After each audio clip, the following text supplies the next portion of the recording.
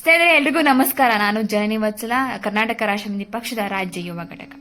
ಸ್ನೇಹಿತರೆ, ನಮ್ಮ ಕರ್ನಾಟಕ ರಾಷ್ಟ್ರ ಸಮಿತಿ ಪಕ್ಷದ ವತಿಯಿಂದ ಹಲವಾರು ರೀತಿಯಾದಂತಹ ಹೋರಾಟಗಳನ್ನು, ಭ್ರಷ್ಟಾಚಾರ ವಿರುದ್ಧ ಹೋರಾಟಗಳ ಅಭಿಯಾನಗಳನ್ನು ಹಾಗೂ ಸಮಾವೇಶಗಳನ್ನು ಹಮ್ಮಿಕೊಳ್ಳಲಾಗಿದೆ ಕರ್ನಾಟಕದಲ್ಲಿ.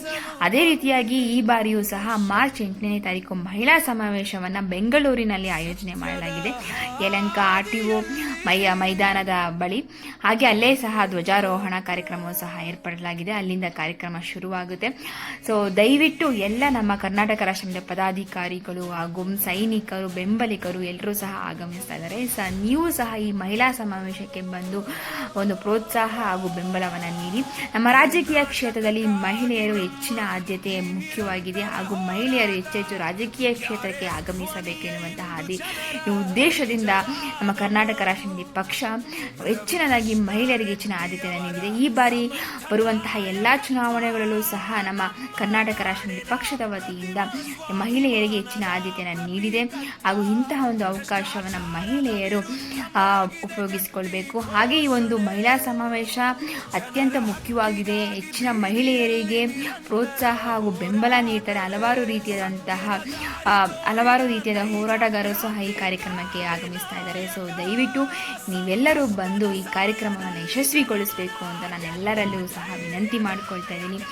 ಈ ಬಾರಿ ಸಹ ಮಹಿಳೆಯರಿಗೆ ಹೆಚ್ಚಿನ ಆದ್ಯತೆಯನ್ನು ನೀಡ್ತಾ ಇದೆ ನಮ್ಮ ಕರ್ನಾಟಕ ರಾಷ್ಟ್ರ ಸಮಿತಿ ಪಕ್ಷವು ಅಂತ ಹೇಳ್ತಾ, ನಮ್ಮ ಮಹಿಳಾ ಸೈನಿಕರು ಸಹ ತುಂಬ ದೂರದಿಂದ ಉತ್ತರ ಕರ್ನಾಟಕ ಎಲ್ಲ ಭಾಗಗಳಿಂದನೂ ಸಹ ಆಗಮಿಸ್ತಾ ಇದ್ದಾರೆ.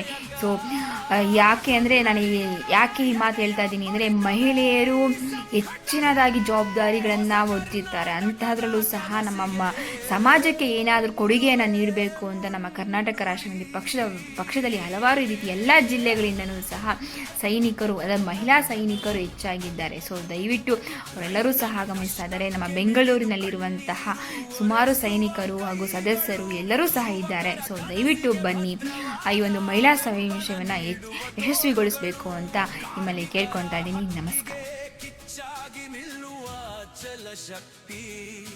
ಇದು ಕೇವಲ ರಾಜಕೀಯವಲ್ಲ, ಕ್ಯಾರೇಸ್ ಪಕ್ಷದ ಭಕ್ತಿ. ಸಾಮಾನ್ಯರ ಧ್ವನಿಗೆ ಹಿರಿಯ ವೇದಿಕೆ ನೀಡಿದವರು, ನ್ಯಾಯಕ್ಕಾಗಿ ಹಗಲಿರುಳು ಬೀದಿಗೆ ಇಳಿದು ನಿಂತವರು.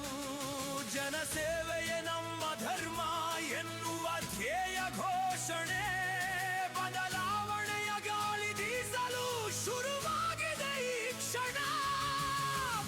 ಗುಡ್ಡಗಳ ಸುಂದರ ನಾಡಿನ ಒಟ್ಟು ಶಕ್ತಿ, ಕನ್ನಡಿಗರ ಒಗ್ಗಟ್ಟಿನಲ್ಲೇ